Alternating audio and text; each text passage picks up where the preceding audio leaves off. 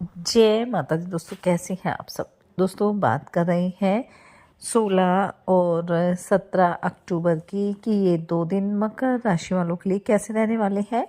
इन 2 दिनों में मकर राशि वालों को क्या खुशखबरी सुनने को मिल सकती है, किन बातों में इन्हें सावधानी रखनी चाहिए। तो इन 2 दिनों का राशिफल जानने से पहले हम इन 2 दिनों का पंचांग जान लेते हैं। 16 अक्टूबर 2025 दिन गुरुवार रहेगा।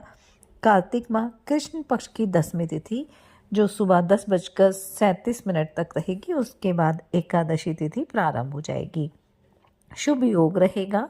आश्लेषा नक्षत्र रहेगा जो 12:42 तक रहेगा। उसके बाद मघा नक्षत्र प्रारंभ हो जाएगा। चंद्रमा 12:42 तक कर्क राशि में है, फिर सिंह राशि में आ जाएंगे। अभिजित मुहूर्त का समय रहेगा 11:43 से 12:29 तक। राहु काल का समय रहेगा दोपहर 1:32 से 2:58 तक। अब बात करते हैं 16 अक्टूबर की।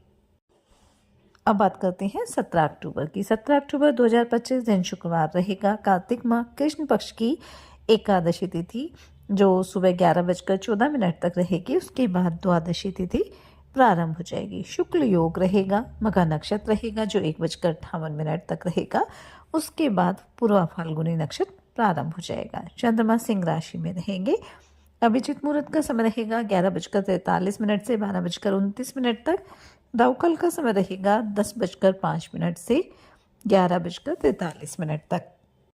17 अक्टूबर को एकादशी रहेगी और ये रमा एकादशी रहने वाली है। और इस दिन भगवान विष्णु और माँ लक्ष्मी की पूजा अर्चना की जाती है। और इस दिन व्रत करने से, कथा सुनने से जीवन में सुख समृद्धि आती है और सभी पापों से मुक्ति मिलती है। वैसे तो जो एकादशी तिथि है वो 16 अक्टूबर से ही प्रारंभ हो जाएगी, लेकिन जो उदया तिथि रहेगी वो 17 अक्टूबर को रहेगी। इसलिए 17 अक्टूबर को ही एकादशी का व्रत किया जाएगा। और इस व्रत का जो पारण है वो 18 अक्टूबर को सुबह 6:24 से 8:41 के बीच में किया जा सकता है। और जैसा कि आप सब जानते हैं कि कार्तिक मास के कृष्ण पक्ष की जो एकादशी होती है उसे रमा एकादशी के नाम से जाना जाता है। और ये एकादशी दिवाली से पहले आती है और माँ लक्ष्मी की पूजा के लिए इसे बेहद ही शुभ माना जाता है।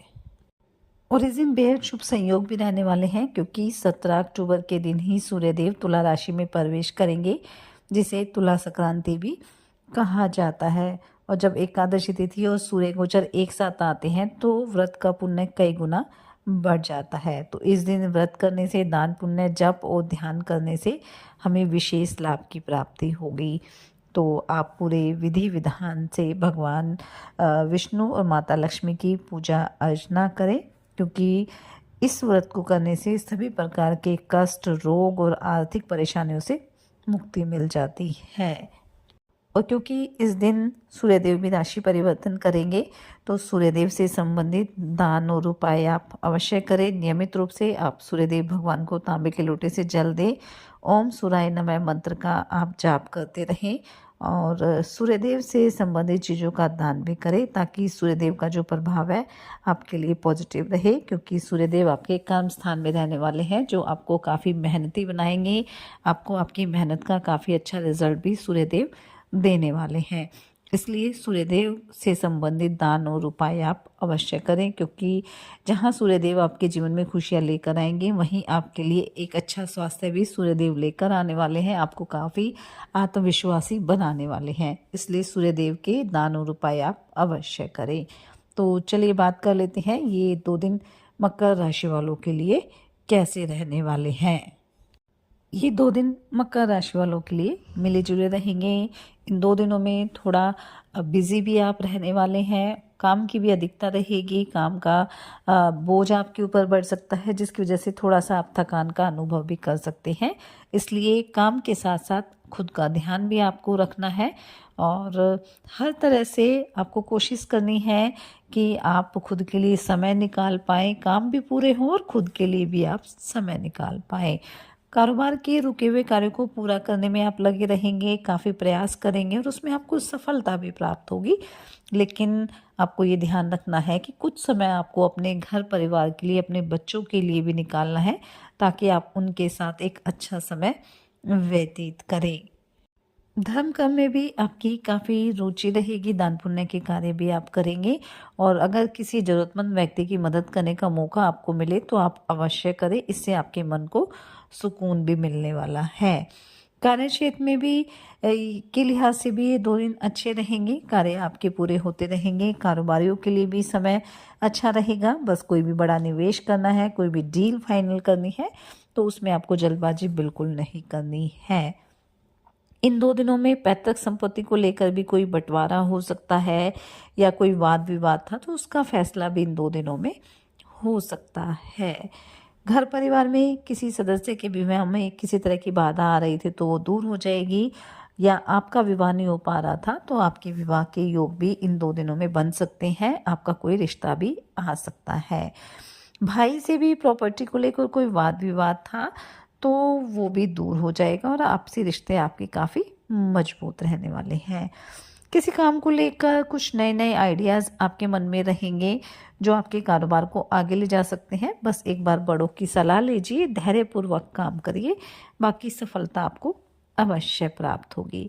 घूमने फिरने भी जा सकते हैं और इस दौरान कोई महत्वपूर्ण जानकारी मिल सकती है, लेकिन इस दौरान वाहन थोड़ा सावधानी पूर्वक आपको चलाना है।